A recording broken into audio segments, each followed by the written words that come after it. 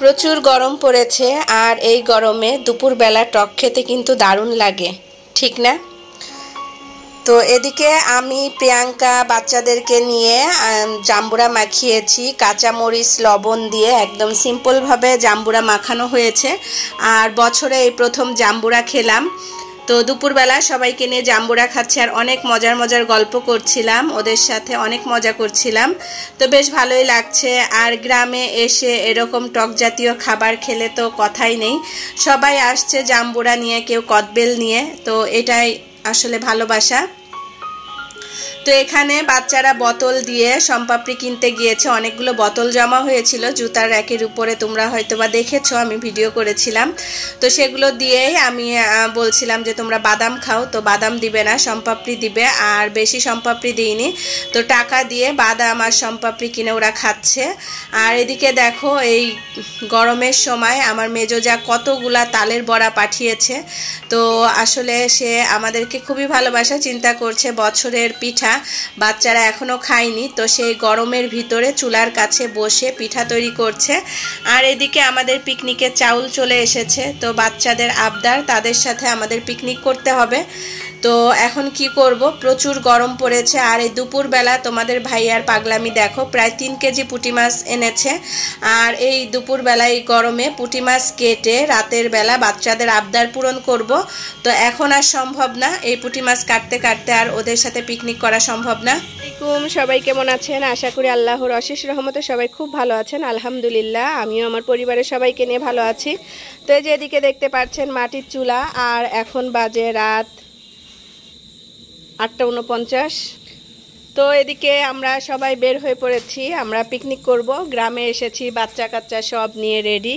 এদিকে আমার মেয়ে, ছোট মেয়ে পাতিলে মাটি মিশাচ্ছে, পাতিলের পুরো বডিতে মাটি লাগাচ্ছে। আর এই মাটিটা লাগালে পাতিলটা খুব সুন্দর করে পরিষ্কার করা যায়। পাতিল পরিষ্কার করতে একটুও কষ্ট হয় না, সেই জন্য গ্রামের মানুষ এভাবে মাটি লাগিয়ে তারপরে পাতিলে রান্না করে।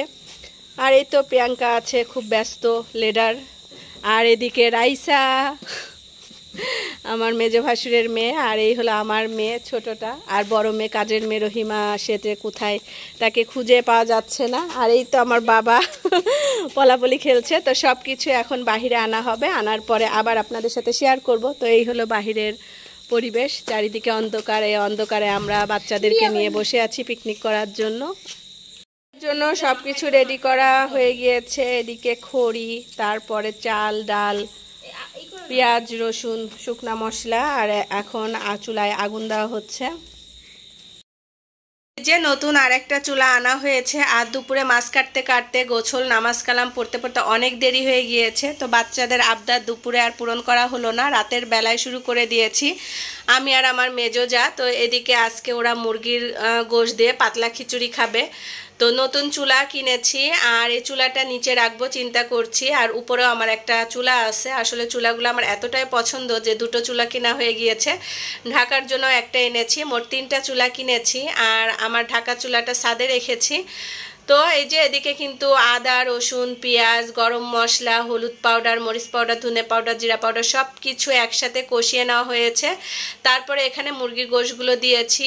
আর মূলত বাচ্চাদের বায়না পূরণ করছে আমি আর আমার মেজোজা। তো আমরা মেজোজা মুরগির গোশত কেটে ধুয়ে পরিষ্কার করে দিয়েছে, আর এদিকে চাল ডাল সব ধুয়ে পরিষ্কার করেছি আমি। আর এই যে দেখেন, তাদের মনে হচ্ছে তারাই সব করছে, চুলায় আগুন দিচ্ছে, এদিকে ডাল দিচ্ছে, চাল দিচ্ছে, মনে হচ্ছে তারাই সব করছে। কিন্তু এই গরমে আমাদের দুজনের অবস্থা 12টা বেজে গিয়েছে। তো যাই হোক, তারপর অনেক মজা হয়েছে। বাহিরে রান্না করছি কিন্তু একটুও বাতাস নেই, খুব কষ্ট হয়েছে। আমার মেজোজা তো পাখা নিয়ে বাতাস করছে। তো খিচুড়িটা এতটাই টেস্টি হয়েছিল যে তোমাদের বলে বোঝানো যাবে না, অনেক মজা হয়েছিল এবং লোভনীয় হয়েছিল। তো এভাবে আসলে দেশীয় চাল ডাল দিয়ে খিচুড়ি রান্না করে খেতে কিন্তু দারুণ লাগে। আর আমরা খুবই মজা করছিলাম, এদিকে বাচ্চারা গান বাজাচ্ছিল আর আমরা খুবই মজা করছিলাম। তো বাচ্চাদের সাথে সাথে কিন্তু আমাদের বড়দেরও একটা পিকনিক হয়ে গেল। তো এদিকে কিন্তু আমার গোশের সাথে চাল ডাল সব কিছু কষানো হয়ে গিয়েছে। আর এখন আমি পানি দিয়ে দিলাম, যেহেতু পাতলা খিচুড়ি করব সেই জন্য পানির পরিমাণ বেশি দিচ্ছি। এখানে প্রায় 6 লিটার পানি দেওয়া হয়েছে। 2 লিটারের এই বোতলে 3 বার পানি দিয়েছি, তো 6 লিটার পানি দিয়েছি।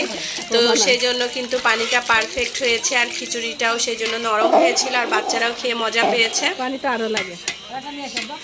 তো এই যে আমার মেজোজা গরমে বাতাস নিচ্ছে, আর তারা তো দেখেন কি মজা করছে। আর এই হলো বাহিরের ওয়েদার, বাহিরটা অন্ধকার হয়ে আছে, তো একটুও কিন্তু বাতাস নেই।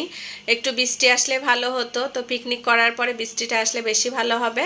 এদিকে আমাদের রান্না বাড়া শেষ, আর একটু সময় চুলার উপর রেখে দিব যাতে আর একটু সফট হয়, তাহলে ভালো লাগবে খেতে। তো এই যে আমার মেজোজাকে বললাম ভাবি একটু নাড়াচাড়া করে দেন, কেননা বাচ্চারা ভালো করে নাড়াচাড়া করতে পারে না।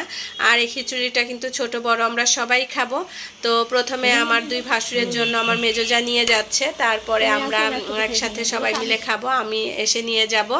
তো আমার মেয়ে বলছিল যে আম্মু ঘ্রাণেই বোঝা যাচ্ছে যে অনেক মজার হয়েছে, আরও যেহেতু মাটির চুলায় রান্না করেছি সেই জন্য টেস্টটা কিন্তু দ্বিগুণ হয়ে গিয়েছে। আর এই যে বাহিরের অবস্থা দেখতেই পাচ্ছ, এখন কিন্তু প্রায় 11টা বেজে গিয়েছে, আর 11টা বাজে এখন আমি খাবার নিয়ে বাচ্চাদেরকে নিয়ে খাওয়া দাওয়া শুরু করে দিব।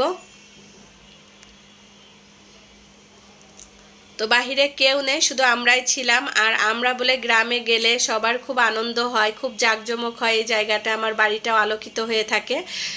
সবাই এসে বলছিল তোমরা আসলে আসলে অনেক ভালো লাগে। তো এই কথাটা শুনে ভালোই লাগছে। আর এখন এই যে আমাদের খাবারটা নিয়ে সবাই খাওয়া দাওয়া করে নিব। আর খাওয়ার ভিডিও আর শেয়ার করা হয়নি তোমাদের সাথে। তো আজকের মতো ভিডিওটি এখানেই শেষ করছি। সবাই ভালো থাকবে, আল্লাহ হাফেজ, আসসালামু আলাইকুম।